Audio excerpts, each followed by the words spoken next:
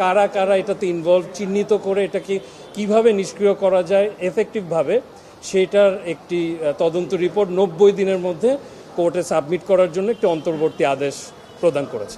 সামাজিক যোগাযোগ মাধ্যমে ঢুকলেই দেখা যাবে দেশের কোনো তারকা বলছেন, ঘরে বসে পুঁজি ছাড়াই আয় করতে চান, তাহলে এই অ্যাপে গেম খেলুন আর জিতে নিন লাখ লাখ টাকা। এভাবেই বিভিন্ন ধরনের অ্যাপের ব্যাপকভাবে প্রচারণা করছেন তরুণরা, যেখানে লোভনীয় অফার ও অ্যাপে খেলার নিয়ম প্রচার করা হচ্ছে। আদতে এটি জুয়ার বিজ্ঞাপন।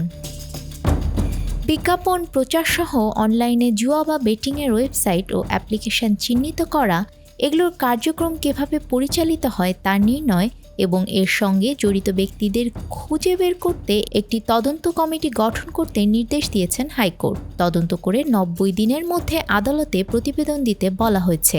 এক রিটের প্রাথমিক শুনানি নিয়ে বিচারপতি ফাতেমা নজিব ও বিচারপতি বান্ডেল থাকলে প্রতি সেনমানিতে টাকা বাঁচবে।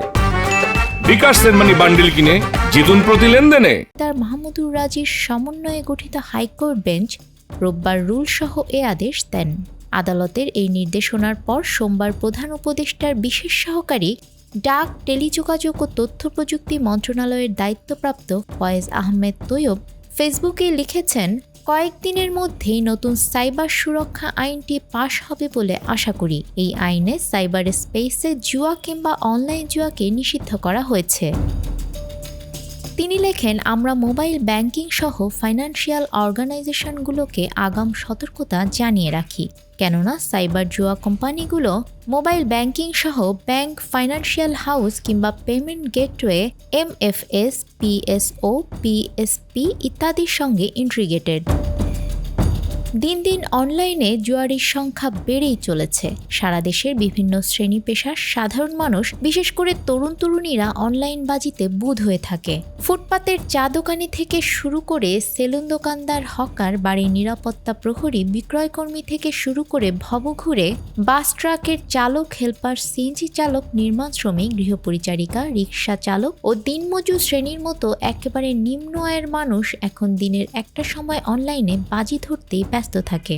1000 টাকা থেকে শুরু করে 10,000 টাকা পর্যন্ত এই শ্রেণীর মানুষরা বাজি ধরে। এভাবেই নিঃস্ব হচ্ছে সাধারণ মানুষ। সংশ্লিষ্ট সূত্র জানায়, সরকার গত কয়েক বছরে 3,500টিরও বেশি জুয়ার সাইট বন্ধ করেছে। সিআইডি, ডিবি ও র্যাবের হাতে ধরা পড়েছে জুয়ার সাইট পরিচালনাকারী শতাধিক ব্যক্তি। বাংলাদেশে ক্যাসিনো সংস্কৃতি 2019 সালে আলোচনায় আসে, যখন আইন শৃঙ্খলা রক্ষাকারী বাহিনী রাজধানীর বেশ কয়েকটি অবৈধ ক্যাসিনোয় অভিযান চালায়। এরপর থেকেই নিষিদ্ধ অনলাইন ক্যাসিনোর দিকে ঝুঁকেছেন অনেকে। গত কয়েক বছরে স্মার্টফোন ও ইন্টারনেট সহজলভ্য হওয়ায় এবং সামাজিক যোগাযোগ মাধ্যম ও অন্যান্য অনলাইন মাধ্যমে ক্যাসিনোর বিজ্ঞাপন বেড়ে যাওয়ায় তরুণদের মধ্যে এটি আরও জনপ্রিয় হয়েছে। নিউজ ডেস্ক, আমাদের সময়।